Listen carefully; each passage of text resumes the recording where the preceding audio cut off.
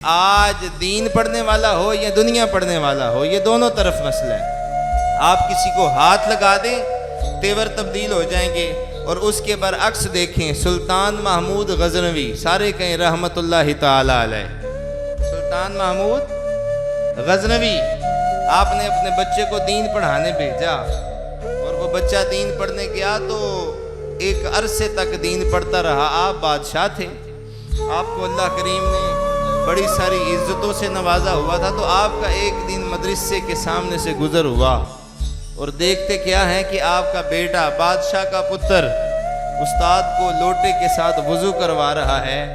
تو سلطان محمود غزنوی نے استاد صاحب کو طلب کیا، اور طلب کر کے بلا کے بھلا کیا فرمایا میں نے بچہ آپ کے پاس دین پڑھنے کے لیے بھیجا تھا۔ اب یہ استاد بھی پریشان تھے کہ پتہ نہیں ان کو اچھا نہیں لگا کہ وہ وضو کروا رہا ہے، بادشاہ تھے، بادشاہ ہی ہوندے رہنا، لیکن وہ اور بادشاہ تھے۔ کہا میں نے تو آپ کے پاس بچہ دین پڑھنے کے لیے بھیجا تھا، تو آپ تو اس کو استاد کو وضو کروانے کا طریقہ بھی نہ بتا سکے۔ انہوں نے کہا جی کیا ہوا؟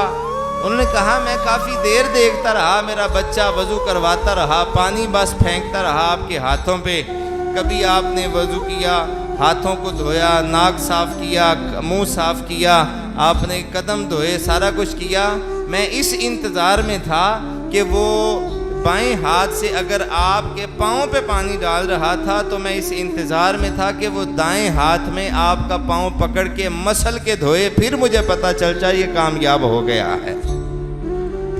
وہ بھی ماں باپ تھے جن کا کہنا یہ تھا بادشاہ کا بیٹا ہے، اور بادشاہ یہ کہہ رہے ہیں کہ میں اس کو کامیاب تب سمجھتا جب ایک ہاتھ سے پانی ڈالتا، دوسرے ہاتھ سے استاد کا پاؤں پکڑ کے اچھے طریقے سے مسل کے صاف کر کے اچھے طریقے سے استاد کی عزت اور رسپیکٹ کرتا۔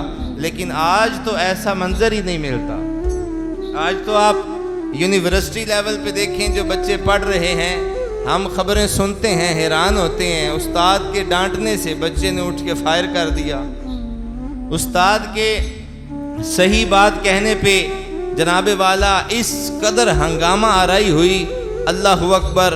وہ بندہ اب ڈر لگتا ہے کہ کس کو کس انداز کے ساتھ پڑھائے اور کس طرح لے کے چلے۔ اور مولا علی پاک شیر خدا، آپ کا فرمان تو آپ نے سنا ہے کہ نہیں سنا؟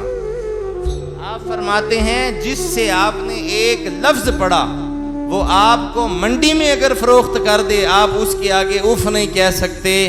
لیکن افسوس کی بات یہ ہے کہ یہاں پہ ایک لفظ کیا پورا پڑھنے والے بھی دوسروں کا حیا نہیں کرتے۔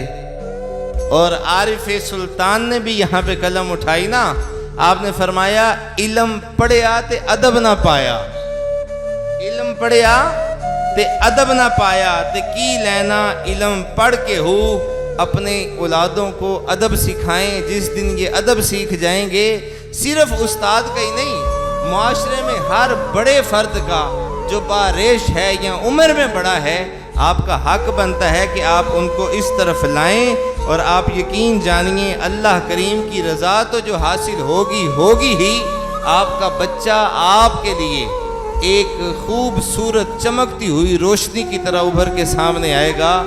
ادب سکھانا آپ کا کام ہے، باقی جو استاد کا فیض ہوتا ہے وہ خود بخود ہی بچے کے سینے میں منتقل ہو جایا کرتا ہے۔